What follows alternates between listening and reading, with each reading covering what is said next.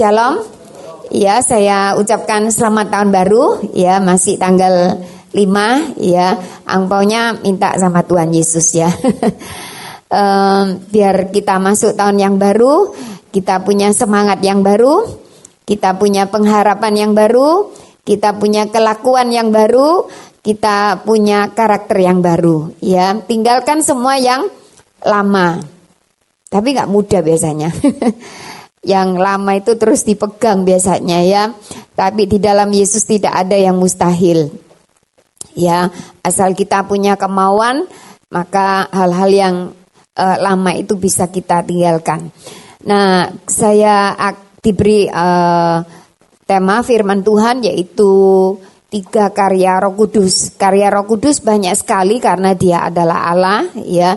Tapi sore hari ini dibatasi dengan karya-karya Roh Kudus yang sudah diberikan kepada saya, yaitu yang pertama tadi pagi sudah saya sampaikan, kita perlu dilahirkan kembali. Ya, kita perlu diperanakkan kembali oleh Roh Kudus. Ya, kalau tanpa peranakan Roh Kudus, tanpa dilahirkan kembali oleh Roh Kudus, firman Tuhan mengatakan kita tidak bisa masuk kerajaan Allah. Ya, kalau mau masuk kerajaan Allah, syaratnya harus kita dilahirkan kembali oleh Roh Kudus. Kita dipenuhi dengan Roh Kudus. Ya, tadi pagi saya ada bicarakan Nikodemus itu orang yang hebat. Ya, dalam perkara-perkara agama itu dia adalah seorang Farisi yang punya jabatan yang begitu penting sekali di dalam keagamaan. Dia bisa menghafal ayat-ayat firman Tuhan dari Kejadian sampai kitab Ulangan. Ya, kalau kita bisa gak mari-mari itu saudara, sampai tua pun gak bisa ya. Kalau orang Farisi itu sudah bisa hafal ya sampai sak titik-titiknya. Kalau orang Yahudi itu masih anak-anak, kitab Ulangan itu sudah bisa hafal. Ya. Tapi memang orang Yahudi punya kelebihan, otaknya luar biasa ya. Kalau anak buah saya yang pernah kuliah di British ya, di UK, di Inggris sana, kalau dia itu belajar tuh ya pokoknya dari muka sampai belakang ya. Belajarnya lama kalau ujian. Dia lihat temannya satu ini, belajarnya cuma sebentar. Ya, tapi nilainya bagus juga ya. Lama-lama anak bos saya ini nanya, "Apa sih kamu kalau belajar tuh gimana?" gitu loh ya. Kok kamu ya cepet belajarnya? Saya ini belajar dari muka sampai belakang ya. Pas nilaimu tuh jauh lebih bagus gitu loh ya. Ternyata dia itu orang Yahudi. Gak bisa dikalahno. Orang Yahudi itu punya keistimewaan yang luar biasa. Dan mereka itu bangga jadi orang Yahudi. Karena orang Yahudi itu dekat sama Allah. Ya, dekat mana sama orang Kristen? Ya, Gus Dur bilang, wong Kristen tuh ojo main-main lo ya. Karena Allahnya itu Bapak gitu ya.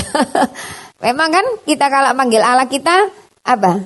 Panggil Bapak ya kan? Bapak kita di surga ya. Ya, Bapak kita. Ya, kita manggil dia Bapak. Saudara, lalu dia juga seorang pemimpin agama ya.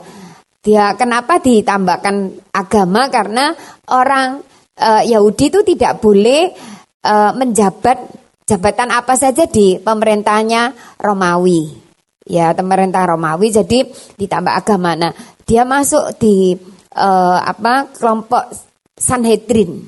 Ya, Sanhedrin itu terdiri dari imam besar atau mantan imam besar. Jadi kalau sudah namanya imam besar, bukan imam tok tapi imam besar, itu posisinya sudah ngetop itu. Itu Nikodemus.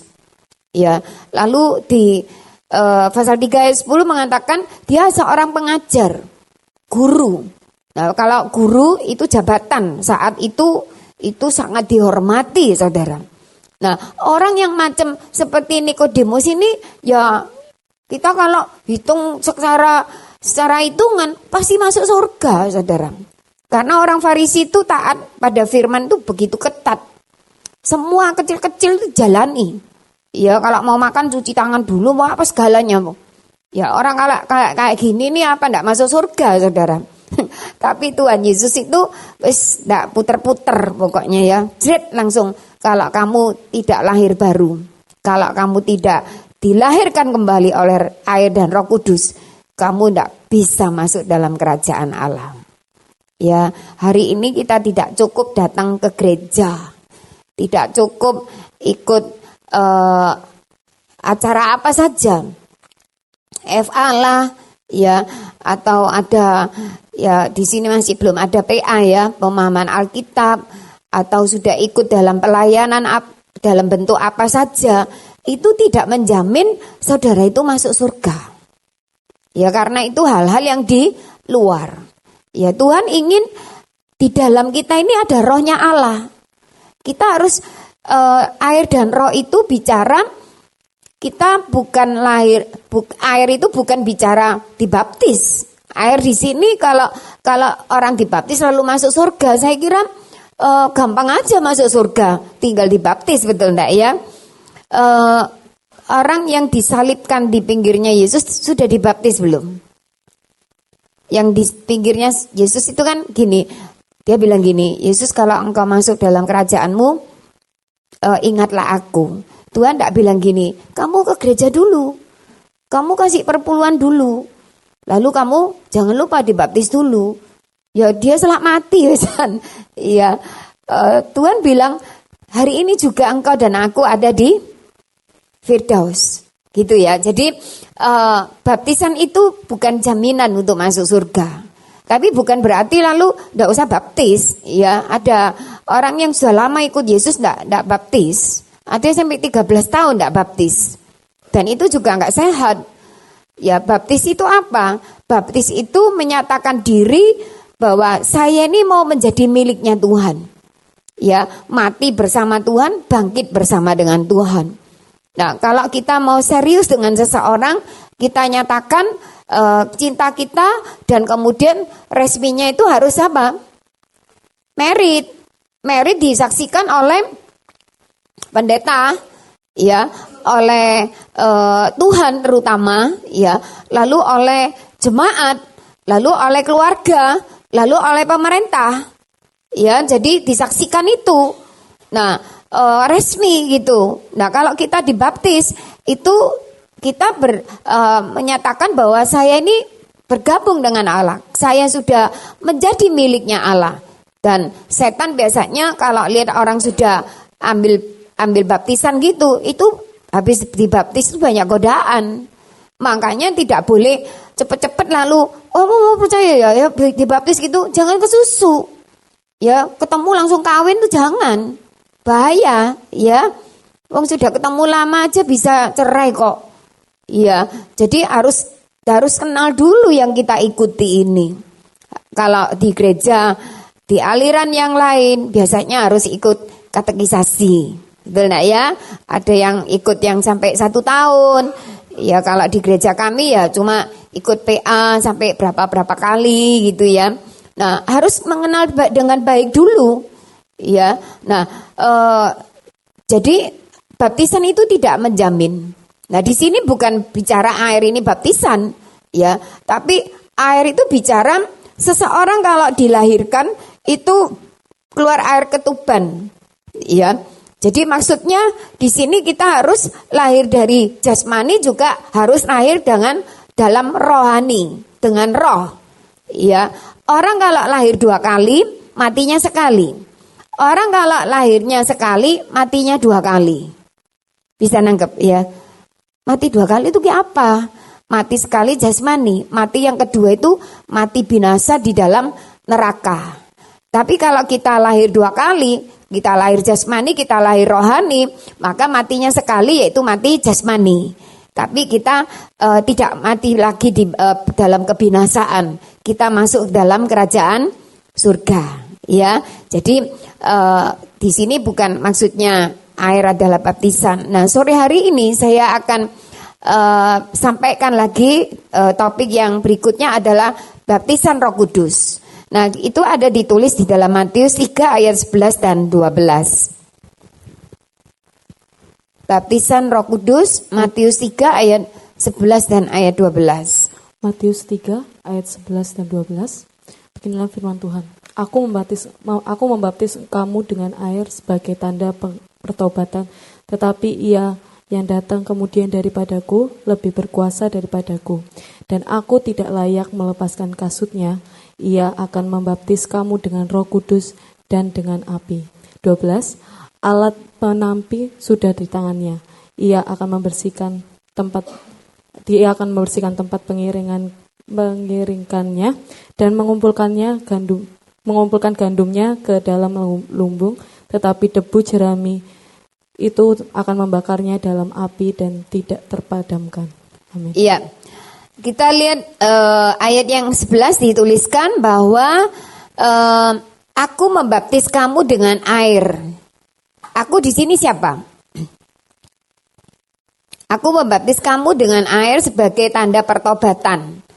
Yang baptis siapa? Yohanes membaptis. Ya, baptisan daripada Yohanes itu adalah pertobatan. Ya, lalu tetapi Ia yang datang kemudian daripadaku lebih berkuasa daripadaku, yaitu Tuhan Yesus, ya.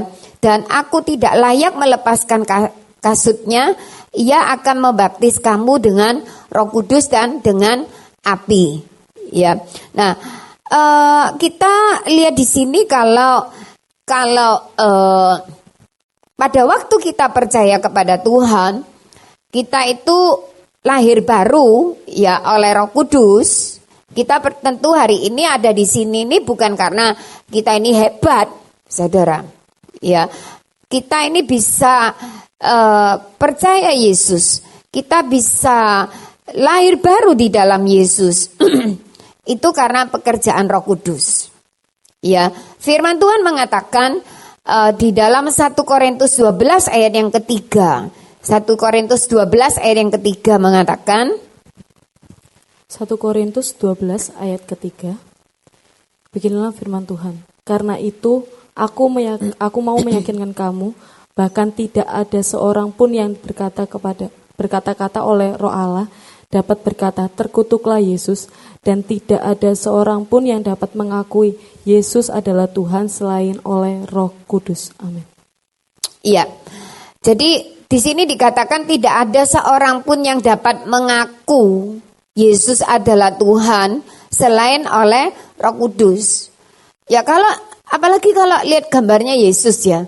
Saudara lihat gambarnya, sudah lihat gambarnya Yesus kan sering ya.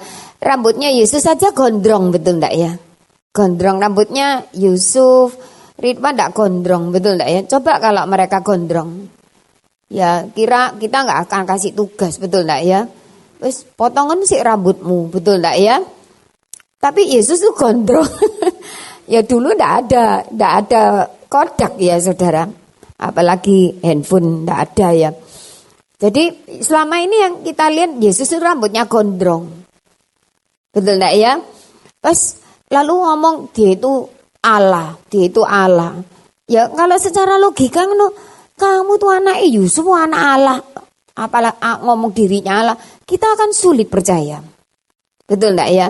Nah, apalagi kita enggak lihat dia.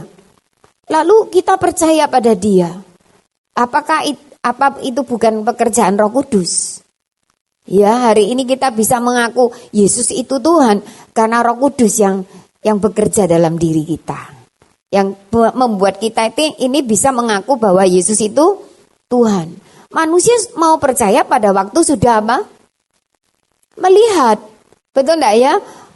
Duduk no sih. Kok aku baru percaya gitu ya. Loh, kalau sudah nyata tidak perlu percaya. Kok wis nyata kok, buat apa percaya? Percaya itu artinya iman itu sama dengan segala sesuatu yang kita harapkan. Sesuatu yang kita harapkan kan belum kelihatan. Dan bukti dari segala sesuatu yang tidak kita lihat itu iman. Kalau sudah ada, tidak perlu pakai iman lagi. Ya, nah biarlah kita sore hari ini kita bersyukur kalau hari ini kita bisa percaya kepada Yesus itu karena pekerjaan daripada Roh Kudus. Membuat kita ini percaya. Loh kamu kok percaya Yesus itu Tuhan? Ya saya percaya karena ada Roh Kudus yang bekerja dalam diriku. Ya, nah lalu kita lihat ya, kalau kita itu saat kita sudah percaya kepada Tuhan yang dikerjakan oleh Roh Kudus, itu tidak sama dengan dipenuhi dengan Roh Kudus atau dibaptis oleh Roh Kudus. Ngerti ya? Jadi waktu kita percaya itu kan pekerjaannya Roh Kudus, tapi itu bukan berarti bahwa kita ini sudah dipenuhi atau dibaptis oleh Roh Kudus. Ya, ini agak pelajaran ya saudara. Kalau soal Roh Kudus ini, kalau di mahasiswa, kalau cepet-cepetan itu 1 semester. 1 semester itu enggak mari saudara. Ya, dan ini disingkat dalam 1 jam. Ya tadi pagi 1 jam. Dan tentu enggak bisa lengkap ya. Karena Roh Kudus ini luas sekali. Harus dibuktikan kalau dia itu Allah ini gimana itu ya. Terus buktikan sampai perjanjian lama. Perjanjian lama itu gini, bukan cuma hari Pentakosta ada Roh Kudus, tapi di perjanjian lama sudah ada. Dan ini itu perlu dibuktikan. Ya, sebisanya waktu yang ada saya akan ulaskan. Dan kiranya apa yang diulaskan ini membuat kita lebih paham akan firman Tuhan. Ya, nah jadi ingat bahwa kita ini waktu percaya itu Roh Kudus itu belum memenuhi kita. Roh Kudus itu bekerja di dalam kehidupan kita, tapi dia belum membaptis kita, belum memenuhi kita. Tapi gereja saat ini sebagian besar itu mereka mengatakan kalau pada waktu percaya kita ini sudah dipenuhi Roh Kudus. Ya, gereja banyak sekali yang dari golongan yang lain itu mengatakan waktu percaya itu sudah ada Roh Kudus. Nah, mereka juga ada dukungan ayatnya. Ayatnya yang mana? Efesus 1 ayat 13 dan ayat 14, silakan. Efesus 1 ayat 13 dan 14. 13-14. Demikian firman Tuhan. Di dalam Dia kamu juga, karena kamu telah mendengarkan firman kebenaran, yaitu Injil keselamatanmu. Di dalam Dia kamu juga, ketika kamu percaya, dimateraikan dengan Roh Kudus yang dijanjikannya itu. 14. Dan Roh Kudus itu adalah jaminan bagian kita sampai kita memperoleh seluruhnya, yaitu penebusan yang menjadikan kita milik Allah untuk memuji kemuliaan-Nya. Amin. Iya. Ayat yang ke-13 ya dituliskan. Di dalam Dia kamu juga, karena kamu telah mendengar firman kebenaran yaitu Injil keselamatanmu. Di dalam Dia kamu juga ketika kamu percaya dimeteraikan oleh Roh Kudus. Roh Kudus belum membaptis, Roh Kudus belum memenuhi. Roh Kudus itu hanya apa? Memeteraikan. Sesuatu yang berharga itu biasanya pakai apa? Meterai, betul enggak ya? Kalau beli rumah apa, surat-surat yang berharga itu pakai apa? Meterai. Meterai itu tanda sah. Ya, tidak bisa diganggu gugat. Nah, kalau zaman dulu ya, itu meterai itu ada di cincinnya raja. Semua yang sudah disahkan, sudah distempel oleh cincinnya raja itu, kalau seperti yang Raja Darius ya, yang meteraikan kalau hukumnya selama 30 hari tidak boleh menyembah ilah yang lain, ya itu dimeteraikan pakai cincinnya raja. Kalau sudah dimeteraikan, maka perjanjian itu tidak bisa dibatalkan. Ya, tidak bisa. Itu sudah sah, sudah pasti dan dilaksanakan. Nah, saudara, maksudnya di sini Roh Kudus itu memeteraikan orang kalau sudah sungguh-sungguh percaya, maka ayat yang ke-14 mengatakan ya yang dijanjikan ya, dan Roh Kudus itu adalah jaminan ya bagian kita sampai kita memperoleh seluruhnya. Sampai seluruhnya apa? Seluruh keselamatan, saudara. Saat ini saudara sudah enggak terima keselamatan itu? Sudah apa belum? Sudah dan belum. Loh kok bisa? Sudah, karena kita sudah dapat jaminan, betul enggak ya? Tapi sudah seluruhnya belum? Belum, karena kita kan belum mati. Betul enggak? Kita kan masih hidup. Mana keselamatannya? Keselamatan kita nikmati, nanti kalau kita sudah mati, lalu kita mendapatkan hidup yang kekal, itu keselamatan. Jadi sudah dan belum. Sudah karena sudah dijanjiin. Sudah karena sudah dimeteraikan. Sudah dipastikan. Dan kita aman-aman saja. Anytime kalau Tuhan panggil, kita pasti selamat. Dan itu seluruhnya waktu kita sudah mati. Ya, makanya sampai kita memperoleh seluruhnya. Jadi belum dapat seluruhnya. Nanti mati dapat seluruhnya. Ya, keselamatan itu, yaitu penebusan yang menjadikan kita miliknya Allah untuk memuji kemuliaannya. Nah, saudara, jadi harus dibedakan pada waktu kita percaya, beda kalau kita waktu dibaptis kita dipenuhi dengan Roh Kudus. Jadi berarti kita harus apa? Harus dipenuhi Roh Kudus. Jadi tidak cukup hanya percaya aja, ya, lalu sudah dimeteraikan oleh Roh Kudus. Itu dari aliran yang cukup besar. Ya, aliran yang cukup besar di gereja dunia ini. Mereka tidak minta kepenuhan Roh Kudus lagi, karena mereka menganggap bahwa mereka sudah dimeteraikan oleh Roh Kudus. Beda. Kalau kita, firman Tuhan mengajarkan kepada kita harus minta dipenuhi Roh Kudus, dan banyak sekali buktinya. Ya, coba kita lihat dulu di Kisah Rasul pasal 1, kita lihat ayat yang ke-4 dan ayat yang ke-5. Kisah Rasul 1 ayat 4 dan 5. Beginilah firman Tuhan. Pada suatu hari ketika ia makan bersama-sama dengan mereka, ia melarang mereka meninggalkan Yerusalem dan menyuruh mereka tinggal di situ menantikan janji Bapa. Yang demikian katanya, telah kamu dengar daripadaku.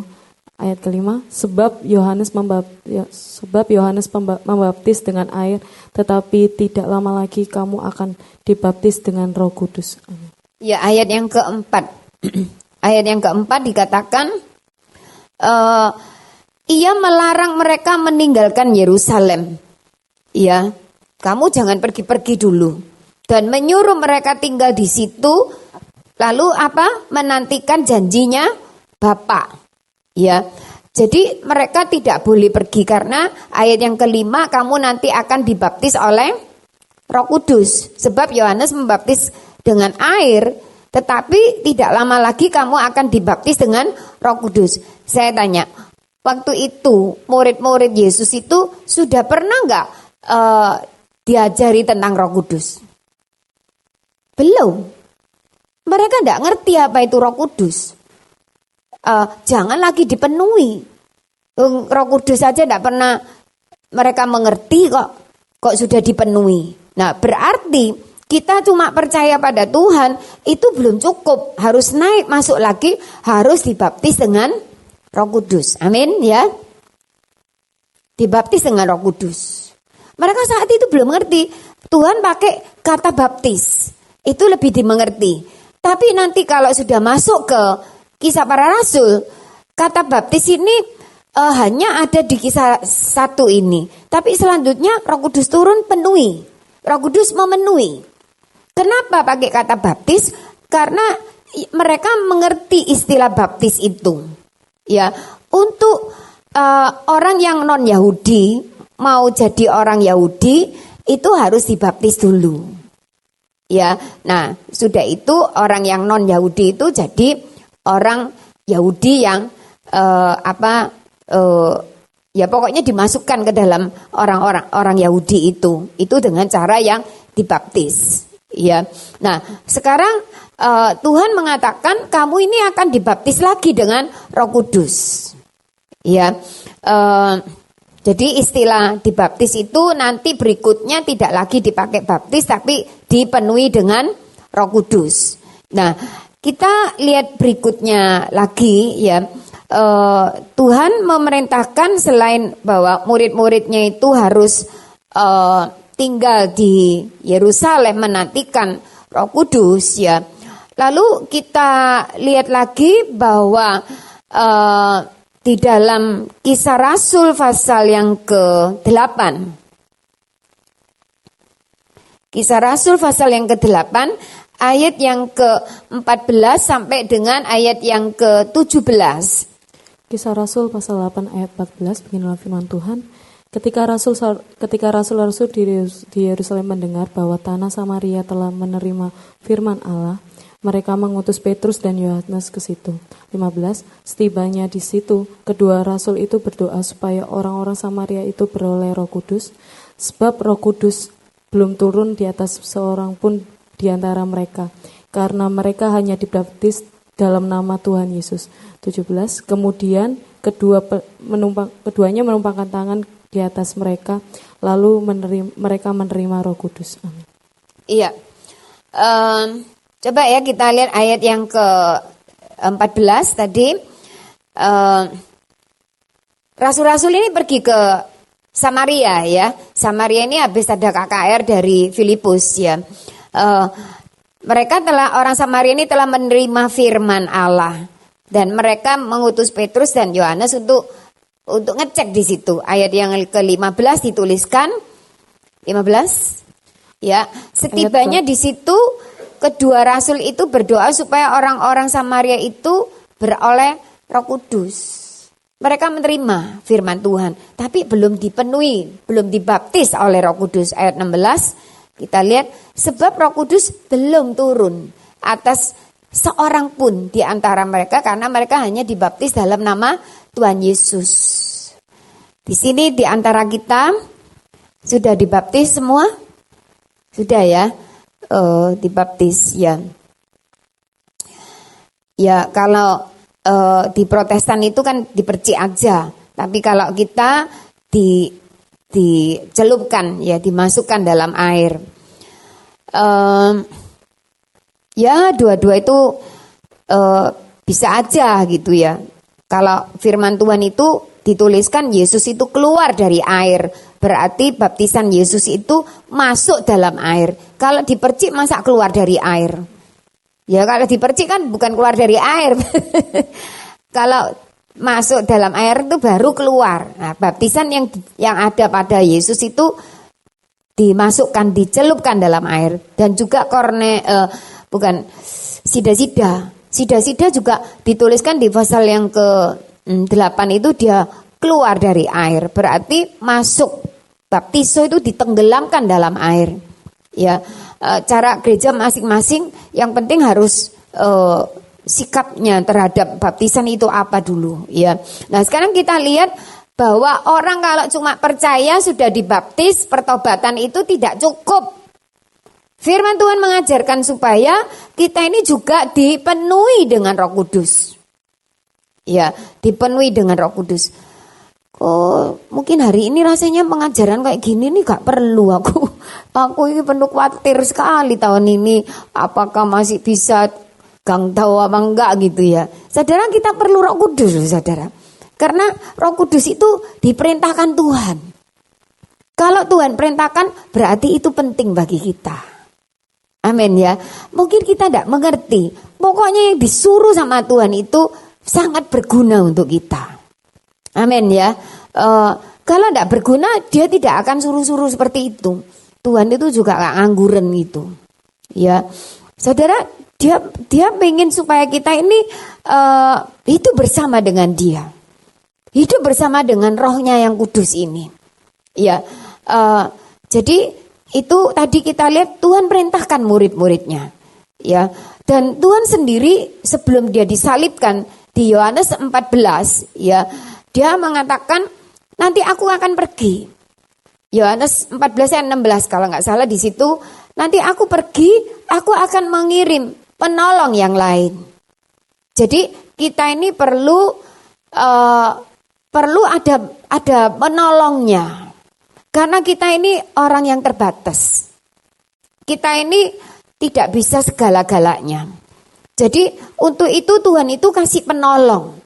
Penolong yang sepadan, penolong yang setara dengan Yesus sendiri.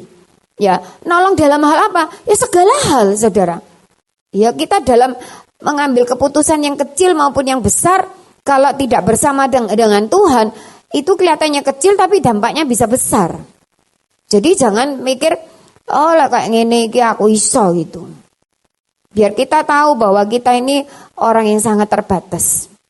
Apa-apa yang akan terjadi itu kita tidak tahu. Ya kelihatannya bagus, tidak taunya orang itu penipu. Kelihatannya baik, tidak taunya dia ambil uang orang. Saudara, kita nggak tahu. Tapi Roh Kudus itu bisa menolong kita. Kasih tahu, itu jangan dilakukan.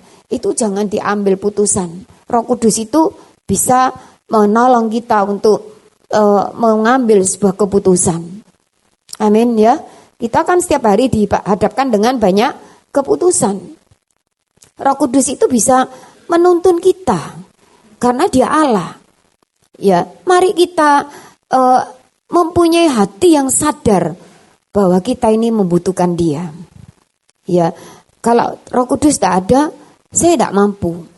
Ya, ketika Musa itu merasa dirinya bisa, dia merasa aku kan sudah sekolah tinggi di istana. Waktu itu Mesir itu adalah kebudayaan kerajaan yang paling maju.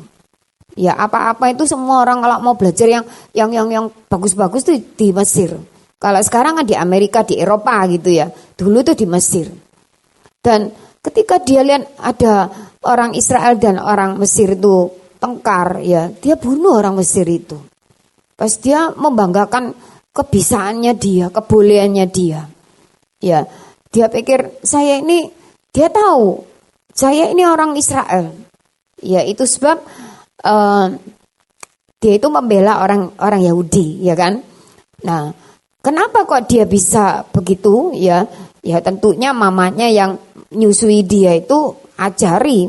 Ya makanya orang tua itu penting mengajarkan kekristenan, ajaran kekristenan itu kepada anak-anak. Jangan kita rajin ke gereja, anaknya nggak diajar. Ya, saudara, gereja di Eropa itu dulu itu penuh. Ya, penuh. Sekarang gereja di Eropa itu jadi kosong. Ya, di Inggris itu banyak gereja, banyak sampai ratusan gereja itu dijual. Sampai jadi yang seberang sana, lalu sampai dijadikan tempat-tempat yang lain, bukan lagi gereja. Ya, saya pernah ke Australia itu, saya nanya, loh ini apa? Ini kok kita aneh gedung itu tinggal separuh gitu gedungnya itu gereja. Jadi puing-puing gitu. Ya, saudara, kenapa? Gereja Eropa itu sekarang tinggal orang tua-tua, tinggal dikit itu kenapa? Karena orang tua tidak mengajarkan kekristenan itu kepada anak-anaknya. Mari orang tua mengajarkan anak-anak dengan baik ya tentang kekristenan kita ini. Biar terus ada pertumbuhan ya saudara ya. Jadi Musa ini dia merasa hebat ya, dia lalu pakai kekuatannya dia untuk untuk mau membela orang Israel. Tapi Tuhan tidak suka kalau Musa ini mengandalkan kepintaran kekuatannya. Lalu dia dikuliahi saudara. Ya, kuliahnya dia di mana? Kuliahnya Musa di mana? Di padang gurun, betul enggak ya? Berapa tahun? Kuliahnya berapa tahun? 40 tahun. Kalau 40 tahun, ada orang ngomong gini, ada yang nanya gini, kamu sudah semester berapa? Semester 13. Orang kalau semester itu biasanya berapa? 8 apa 9 ya gitu ya. Ini semester 13 ya, dimaklumi karena sekolah kedokteran biasa ya. Tapi kalau 40 tahun saudara, semester yang ke-80 saudara. Betul enggak ya? Musa itu sekolah sampai 80 semester. Sampai rambutnya putih gitu ya saudara ya. Kenapa?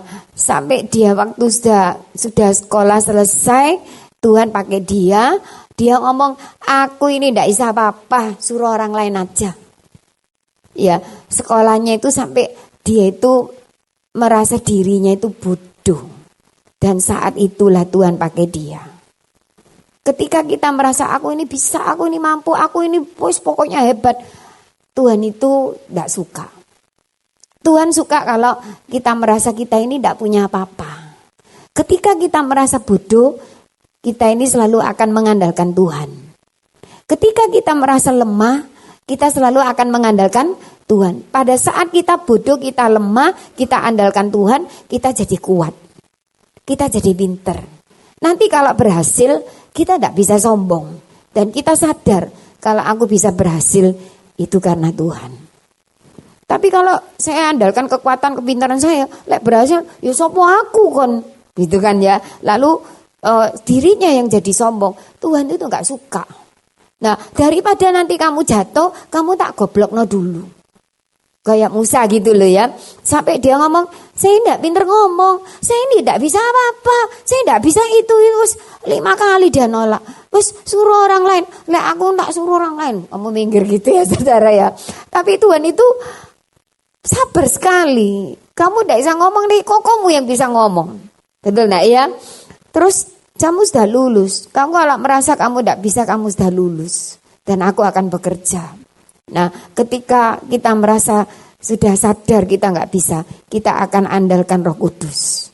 Amin ya. Roh Kudus tolong aku. Saya kan tidak pelayanan, saya tidak perlu. Pelayanan, setiap orang perlu dipenuhi dengan Roh Kudus. Di Efesus 5 ayat 18. Di situ dituliskan, hendaklah kamu penuh dengan Roh Kudus. Efesus 5 ayat 18. Efesus 5 ayat 18, beginilah firman Tuhan. Dan janganlah kamu mabuk oleh anggur, karena anggur menimbulkan hawa nafsu. Tetapi hendaklah kamu penuh dengan roh. Iya. Jadi itu perintah, hendaklah. Perintah yang tegas. Kamu harus penuh dengan Roh Kudus. Siapa saja, everybody. Ya pendeta, ya jemaat, ya siapa aja. Kita harus dipenuhi dengan Roh Kudus. Hari-hari ini kita temukan banyak orang tumbang. Kelihatannya hebat-hebat di atas-atas gitu, tumbang saudara. Iya enggak? Ada pendeta yang bunuh diri, tumbang. Ada yang ini tumbang lagi, itu tumbang lagi. Loh mereka posisinya tinggi loh saudara. Di atas-atas tumbang, banyak sekali. Dan menyedihkan. Ya, kita patut dukung dalam doa. Istilahnya orang kalau perang kalah itu namanya. Ya, teman-teman sepelayanan ya, dia perang di situ, kita perang di sini gitu ya. Terus teman kita itu perang itu kalah. Iblis itu seneng tepuk tangan, enak rasain. Kalau sudah yang di atas itu kalau sudah kalah saudara, bawahnya ya ikut goyang. Ya, mari kita kalau kita terus dipenuhi Roh Kudus, ya firman Tuhan mengatakan jangan kamu mabuk anggur, tapi kamu harus penuh dengan, hendaklah kamu penuh dengan Roh Kudus. Berarti harus onenon. Di sini pakai kata continuous tense. Terus-terusan kita dipenuhi dengan Roh Kudus. Harus kita dibaptis oleh Roh Kudus. Saudara, betapa pentingnya Roh Kudus itu. Saya tadi pagi sudah ajarkan Roh Kudus itu pribadi. Ya, Roh Kudus itu bukan tenaga. Ya, Roh Kudus itu adalah pribadi yang bisa didukakan. Efesus 3 ayat 4 ayat 30. Roh Kudus itu bisa mengalami duka cita. Berarti dia pribadi. Roh Kudus itu Roh Kudus ya 4:30 ya. Jadi janganlah kamu mendukakan Roh Kudus. Kalau tenaga nggak bisa didukakan. Ya, lalu Roh Kudus itu bisa mengambil keputusan. Di Kisah 15 ya, di situ dituliskan Roh Kudus mengambil keputusan. Roh Kudus itu berkata, ya, Roh Kudus itu pribadi, saudara. Nah, firman Tuhan mengajarkan kita, ya, kalau pribadi, saudara, dia itu tidak ujuk-ujuk masuk ke dalam kita, ke dalam hati kita dipenuhi, dibaptis oleh Roh Kudus, tidak. Ujuk-ujuk itu apa ya? Tiba-tiba, ya, saya ini Jawa yang kental, tiba-tiba masuk. Dia harus diundang. Tidak bisa lalu, ya lu mau masuk ya sudah, tidak masuk ya sudah. Aku tidak seberapa butuh. Jangan, dia pribadi. Dia harus diundang. Undang masuk, coba kita lihat di Lukas 11 ayat 13.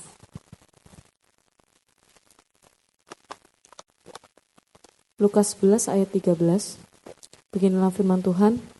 Jadi jika kamu yang jahat tahu memberi pemberian yang baik kepada anak-anakmu, apalagi Bapamu yang di sorga, Ia akan memberikan Roh Kudus kepada mereka yang meminta kepadanya. Iya. Jadi Ia akan memberikan Roh Kudus kepada siapa? Mereka yang meminta kepadanya. Harus minta. Dan lalu diam-diam ke gereja lalu dipenuhi Roh Kudus. Diam-diam itu Roh Kudus moro-moro datang gitu. Tiba-tiba ya. Tapi kita harus minta. Roh Kudus, aku minta. Dia harus diundang supaya masuk, dipenuhi.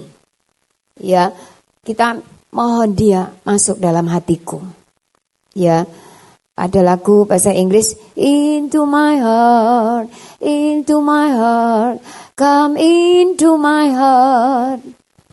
Lord Jesus, diundang saudara. Roh Kudus itu juga harus diundang, harus minta. Ya, kita harus ada merasa bahwa aku ini sadar bahwa aku ini perlu engkau. Ya, kita perlu apa? Kita perlu Roh Kudus. Terus buat apa Roh Kudus? Wong aku ndak khotbah kok. Ya, loh, kita ini kan tadi saya juga katakan kita ini orang yang lemah, saudara. Kita ini tidak kuat segalanya. Kita banyak kekurangan, kelemahan. Kalau orang lain bisa jatuh, apa kita tidak bisa jatuh? Kita bisa juga. Nah kalau kita tidak terus-terusan dikuatkan oleh Roh Kudus, ya jatuh sama. Tidak ada orang yang kebal dengan godaan. Tidak ada. Orang kalau digoda terus lama-lama jatuh. Kita tidak kebal, saudara. Ya. Kalau dilihat no duit terus ya pertama kali gak anu, tapi lihat no terus gitu saudara. Itu pasti merah matanya. Ya, saya waktu periksa mata ya saudara, waktu periksa mata di dokter Samsu itu ya kan nunggu gitu ya, nunggu tuh sangat gak seneng tuh. Susunya apalagi saya sama waktu tuh sangat berharga sekali ya, lama gitu. Terus ada orang Madura di depan saya ini ya. Tak pikir di situ ada BPJS ya saudara di dokter Samsu itu. Tapi kalau milih dokter Samsu tidak bisa pakai BPJS ya. Jadi kalau sampai nanti diperiksa dokter Samsu itu bukan ikut yang BPJS. Nah ibu ini itu ikut dokter Samsu ini sama saya juga. Lama-lama saya nanya, Bu, ibu mau periksa apa ya? Iya mata saya itu rasanya banyak pasir. Hah? Banyak pasir, ya gak enak ya Pak. Oh debu cilik aja sudah enak. Sudah berapa lama Bu? Oh sudah lama. Loh, ya sudah itu kok baru datang ya? Iya saya ngobati itu di Madura gitu, ya di Madura. Sementara masih saya belum ngomong cuma tak lihat dia kan banyak teman-temannya yang dari seberang sana itu ya, itu dia keluarkan dolar saudara. Saya ngerti dolar ya. Itu ada gambaran dolar. Dolarnya US itu loh ya. Saya kan ngajak teman saya ya. Lalu itu dolar itu ya. Banyak sekali saudara. Ya, saya ini ngerti duit saudara ya. Itu dolar saudara. Nah, lalu ibu ini bawa banyak dolar loh itu Bu. Iya, anak saya itu pelayar gitu loh. Jadi bawanya itu pulang itu bawa dolar. Ya saya enggak ngerti dia itu kenapa kok dikeluarkan banyak gitu. Apa kalau tinggalkan rumah semua dibawa kabeh gitu ya. Bawa semua ya. Nah, jadi saya bilang kenapa kok lama baru ke sini. Dia ke dokter di daerahnya dia itu, dia bilang aku enggak ono oleh nih. Jadi maksudnya enggak bisa sembuhkan gitu loh. Akhirnya dia harus ke dokter Samsu ini, ya saudara ya. Nah, saya ini nggak bisa lari ke sana ya. Iya, saudara. Kita ini sungguh sangat terbatas. Ya dalam banyak hal itu kita sangat terbatas. Tidak ada hal yang kita tidak perlu pertolongan dari Tuhan. Perlu ada Roh Allah yang tinggal di dalam diri kita, dalam kita mengambil segala keputusan baik besar maupun kecil. Ya, dalam menjalankan apa saja kita perlu Roh Allah yang menolong kita. Amin ya. Itu sebab kita minta supaya kita dipenuhi. Ya, ketika kita sudah dipenuhi Roh Kudus ini kita jadi beda. Ya, firman Tuhan mengatakan di Efesus pasal yang ketiga ayat yang ke-16 17. Efesus pasal yang ketiga ayat 16-17. Beginilah firman Tuhan. Aku berdoa supaya Ia menurut kekayaan kemuliaannya menguatkan dan meneguhkan kamu oleh rohnya di dalam batinmu, sehingga oleh imanmu Kristus diam di dalam hatimu dan kamu berakar serta berdasar di dalam kasih. Iya. Ya, kita lihat ayat yang ke-16 dikatakan aku berdoa supaya Ia menurut kekayaan kemuliaannya menguatkan dan meneguhkan kamu oleh rohnya. Roh Kudus itu akan memberikan kekuatan. Roh Kudus itu akan meneguhkan. Ya, kita ini bisa lemah, saudara. Kita hadapi persoalan yang banyak. Rasanya kok gak mari-mari gitu ya.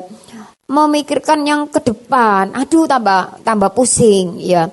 Tapi kalau ada Roh Kudus, Dia itu akan meneguhkan kita. Dia membuat kita itu mampu menghadapi banyak perkara. Ya, menghadapi masalah-masalah yang berat sekalipun. Kita dikuatkan oleh Roh-Nya. Layani Tuhan itu tidak gampang. Layani Tuhan itu sulit sekali. Enak jualan nasi campur, saudara. Ya, saya tadi ngomong sama Anto ya. Kalau jualan makanan itu untungnya banyak, ya berapa gitu ya, mahal sekali itu. Dia bilang siapa ya? Anak buah saya ada yang ngomong gini, saya ini suka makan pecel itu sama bumbunya aja, enggak suka yang sayur-sayurnya kecuali kangkung. Tapi kangkung kalau ditumis itu enggak suka. Saya bilang kamu makan di restoran, tumis kangkung itu mahal. Ya, padahal kangkung kalau beli di pasar itu cuma piro? 2.000 untuk 3. Ya, di pasar Genteng itu 2.000 3 ikat. Sengsong jadi 20.000. Berarti ini akeh, betul enggak ya? Saya enggak jadi hamba Tuhan. Saya tak jualan makanan, betul enggak ya? Batinnya akeh gitu. Iya, saudara, layani Tuhan itu enggak mudah. Ya, saudara juga menjalani hidup ini juga enggak mudah. Apalagi layani Tuhan. Ya, itu tantangannya banyak. Kita harus betul-betul kuat. Nah, kita ini juga orang yang biasa. Kita bukan Superman. Ya, manusia biasa, hamba Tuhan tuh tidak ada kehebatan apa. Kenapa hamba Tuhan kok mesti kelihatannya lebih kuat? Tidak lebih kuat, saudara. Kita bisa kuat karena diteguhkan oleh Roh. Amin ya. Karena kita dikuatkan oleh Roh. Ya, kalau sampai kita sudah rasanya mau menyerah, aku gak kuat lagi gitu ya. Itu Roh Kudus bisa menguatkan kita, memberikan hiburan kepada kita. Roh Kudus itu namanya Roh penghibur. Comforter. Amin ya. Ada saja caranya dia menghibur kita itu macam-macam, saudara. Ya, ada cara ini, cara itu, ada saja. Loh, kok bisa gitu. Lalu kita terhibur. Ya, melayani Tuhan tuh banyak air mata. Melayani Tuhan itu enggak gampang. Ya, kelihatannya gampang-gampang. Ngadeng ngomong tuh. Oh, coba jalani aja. Dan kita perlu Roh Kudus memberikan kekuatan dan peneguhan. Nah, Roh Kudus itu memimpin kita. Roh Kudus memimpin dalam apa? Kita lihat di dalam Yohanes 16 ayat yang ke-13. Yohanes 16 ayat ke-13. Beginilah firman Tuhan. Tetapi apabila Ia datang, yaitu Roh kebenaran, Ia akan memimpin kamu ke dalam seluruh kebenaran. Sebab Ia tidak akan berkata-kata dari dirinya sendiri, tetapi segala sesuatu yang didengarnya itulah yang akan dikatakannya, dan Ia akan memberitakan kepadamu hal-hal yang akan datang. Iya. Ya, tetapi apabila Ia datang, yaitu Roh kebenaran, Ia akan memimpin kamu ke dalam seluruh kebenaran. Nah, kita terus dipimpin oleh Roh Kudus. Kalau kita ini bersandar pada Roh Kudus, kita merasa aku ini tidak bisa, tidak ada engkau. Roh Kudus, aku andalkan engkau. Maka dia akan memimpin kita masuk dalam kebenaran. Kalau kita jalan di dalam kebenaran, aman nggak? Aman. Ya, orang nggak aman karena di dalam jalan yang salah. Kita kalau jalan yang benar, jangan takut. Kita pasti aman. Kalau sampai ada apa-apa, kebenaran itu akan membela kita. Amin ya. Kebenaran itu siapa? Tuhan Yesus. Kita ada pembelanya. Dan dia terus nuntun kita. Kalau sudah kita maunya tidak jujur, maunya mau apa gitu ya. Anak Tuhan kan masih banyak yang tidak jujur. Ya, sudah ditanyai polisi masih nggak mau ngaku.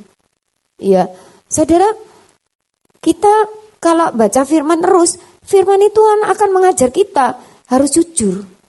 Dia akan nuntun kita pada jalan yang benar. Ketika kita sudah jalan benar, misalkan contohnya ya, sekarang ini pakai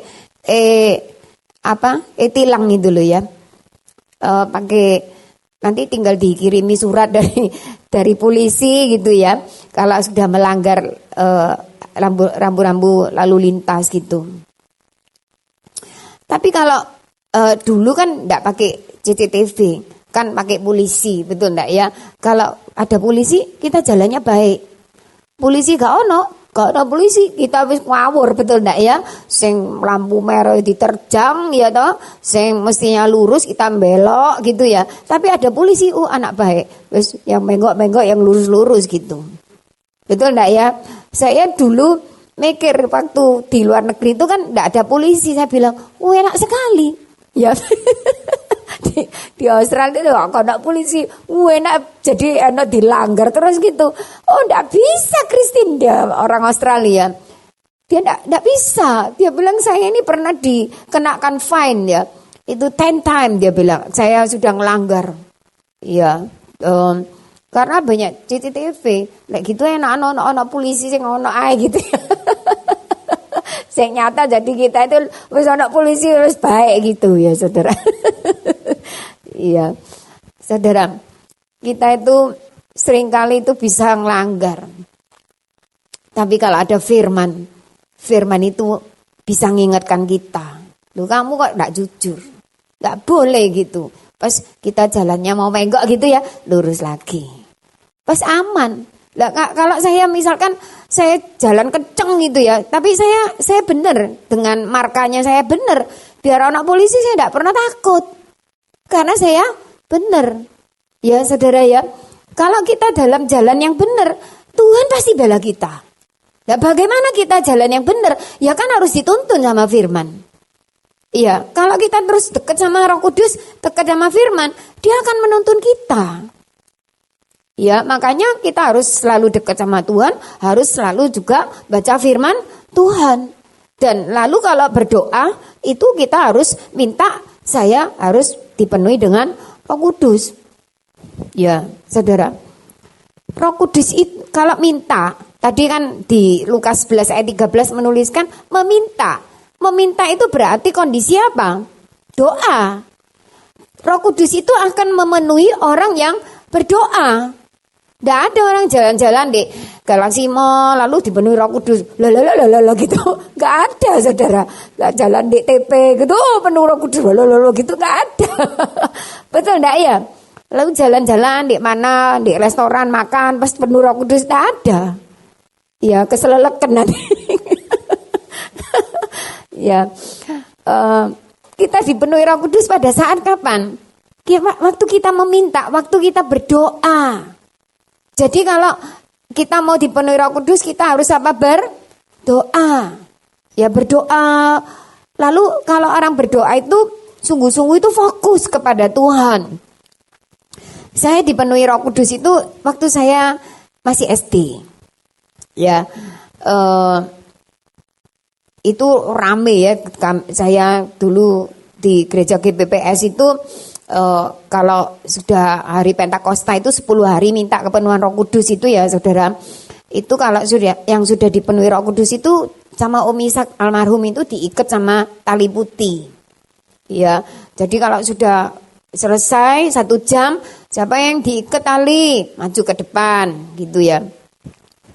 Ini panggungnya kegeden, jadi nggak bisa ya. Jadi semua maju, rame jadinya. Dan saya kepingin maju, tapi kalau belum diikat nggak bisa. Ya, saya noleh-noleh, situ sudah penuh roh kudus, gitu. Pas saya fokus, saya bilang, Tuhan, saya juga saya ingin dipenuhi Roh Kudus. Ketika saya fokus, saya sungguh-sungguh, saya dipenuhi. Ya, oleh berbahasa yang lain. Ya, kita kalau mau penuh Roh Kudus harus banyak berdoa. Waktu berdoa itu minta penuh Roh Kudus. Sampai sekarang, saya itu masih minta penuh Roh Kudus. Setiap hari. Aku penuh Roh Kudus. Tidak bisa kekuatan kemarin tuh dipakai hari ini, tidak bisa. Setiap hari harus renew, harus dibarui. Dan sekarang hari ini saya sudah minta penuh Roh Kudus, besok minta lagi. Karena besok saya hadapi banyak hal juga perlu dikuatkan lagi. Jadi tiap hari harus penuh. Ya, tidak bisa lalu wis dipenuhi sekali itu tuh wis sudah cukup. Enggak. Kita terus tiap hari penuh, terus dipenuhi dengan Roh Kudus. Tadi Efesus 5 ayat 18 itu continue. Kita ini bensin bisa habis. Bensin habis harus diisi lagi. Ya, melayani Tuhan kalau tanpa Roh Kudus kita akan melihat sangat beda. Biar kita punya kerinduan. Dan khotbah ini masih panjang, Saudara. Selesainya jam 10. Tak mari ya. Memang Roh Kudus ini luar biasa. Ya, banyak hamba Tuhan seperti Charles Finney, lalu seperti D.L. Moody. Mereka itu hamba-hamba Tuhan yang sangat diurapi oleh Tuhan. Tapi kita temukan bahwa mereka adalah orang-orang yang suka berdoa. Ya, Saudara, kalau Saudara ingin dipenuhi Roh Kudus, Saudara sukalah untuk berdoa. Saudara akan dipenuhi. Ya, Saudara akan diurapi. Ya, Roh Kudus ini sangat kita butuhkan. Dia itu adalah Allah. Dia akan membaptis kita dengan Roh-Nya yang kudus. Jangan andalkan kekuatan kita sendiri. Ya, kita manusia yang sangat lemah. Kita manusia yang sangat terbatas. Ya, di akhir zaman setan itu ingin menggulingkan ya anak-anak Tuhan, terutama pemimpin-pemimpin. Kalau pentolan-pentolan ini wis diambrokno gitu ya, bawahnya itu tinggal roboh. Ya, dan banyak sekali sudah. Banyak sekali yang terjadi ini itu banyak. Ya, sampai yang di luar negeri itu bunuh diri. Jemaatnya itu 15.000. Nah, kalau lihat pendetanya bunuh diri pas jemaatnya, ya lah apa aku melok Tuhan. Betul enggak ya? Lalu goyahlah imannya. Tapi kalau kita penuh dengan Roh Kudus, kita akan jadi saksi. Kita bisa mendemonstrasikan bahwa ada Roh Kudus itu beda. Amin ya. Saya masih belum sampai ke demonstrasi Roh Kudus ya. Saya kan bilang Roh Kudus ini kan 1 semester, Saudara. Ya apa marino. Marino kabeh ndak isa ya. Itu pribadi Roh Kudus saja itu bisa lama juga. Tapi apa yang sudah Saudara terima hari ini kiranya disimpan dan laksanakan. Sadar, aku perlu Engkau Roh Kudus. Aku perlu dipenuhi Roh Kudus. Aku perlu dibaptis oleh Roh Kudus. Tanpa Roh Kudus, aku gak kuat. Tanpa Roh Kudus, aku bisa kalah. Tanpa Roh Kudus, aku bisa lemah. Aku bisa keliru. Ya, tapi dengan Roh Kudus, aku diterangi. Aku dituntun kepada jalan kebenaran. Ya, mari kita sama-sama datang pada Tuhan. Kita naikkan pujian Yesus.